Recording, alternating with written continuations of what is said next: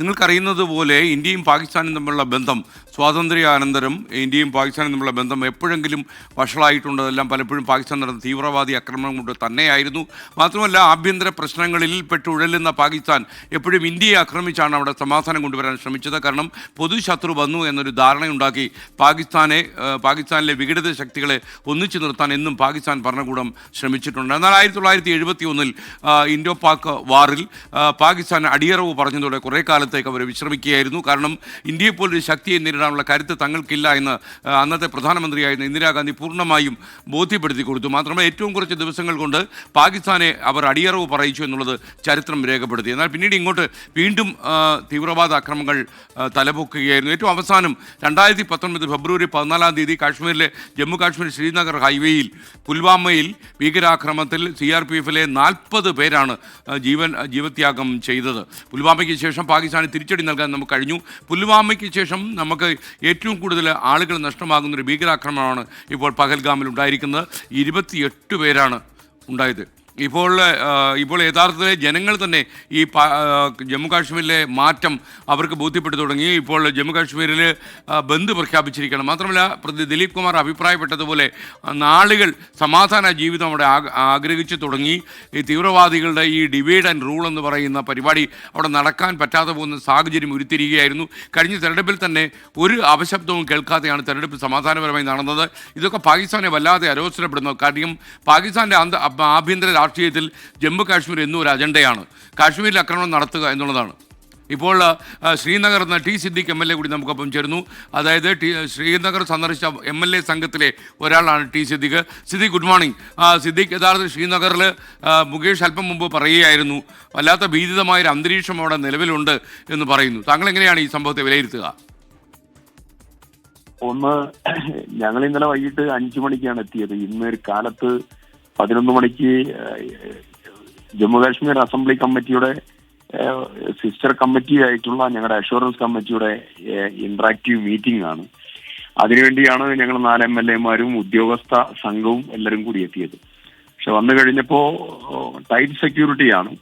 ഞങ്ങൾ 1-2 സ്ഥലങ്ങളിലേക്ക് പോകാൻ ഉള്ള അനുവാദം ചോദിച്ചപ്പോൾ അനുവാദം ഒന്നും തരാതെ ഞങ്ങൾ നേരെ ഇവിടെ ഹോസ്റ്റലിലേക്ക് മാറ്റുകയാണ് ചെയ്തത്.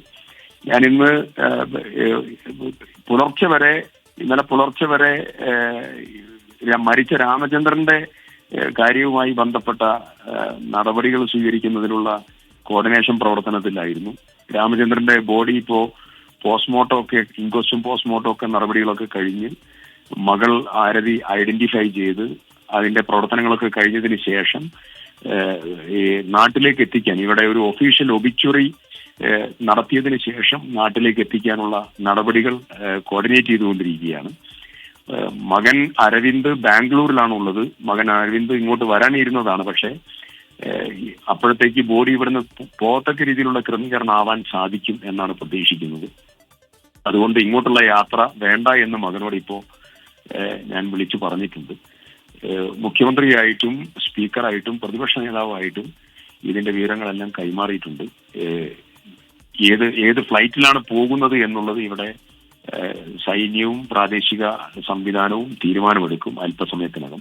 ആ തീരുമാനമെടുത്തതിന് ശേഷം ബോഡി അങ്ങോട്ട് നാട്ടിലേക്ക് എത്തിക്കാനുള്ള നടപടികൾ സ്വീകരിക്കും.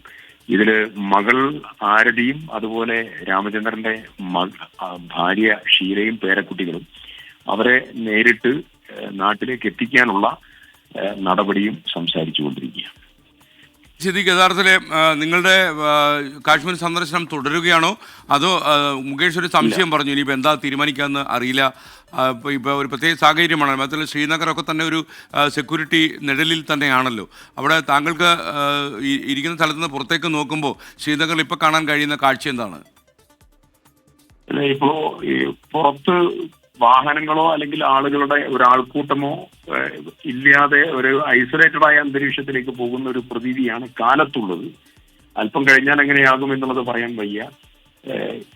ഇപ്പോ പ്രോട്ടോകോൾ ഓഫീസറും ഞങ്ങളുടെ സെക്യൂരിറ്റി ഇൻചാർജും ഇപ്പോ 10 മിനിറ്റിനകം ഇവിടെ എത്തിയതിന് ശേഷം ബാക്കിയുള്ള തുടർ നടപടികൾ ആലോചിക്കാം എന്നുള്ളതാണ് പറഞ്ഞിട്ടുള്ളത്. എനിവേ ഞാനൊന്ന് നേരെ രാമചന്ദ്രന്റെ ബോഡി സൂക്ഷിച്ചിട്ടുള്ള ഹോസ്പിറ്റലിലേക്ക് പോവാനിരിക്കുകയാണ്. അവർ വന്നതിന് ശേഷം നേരെ അങ്ങോട്ട് പോകും.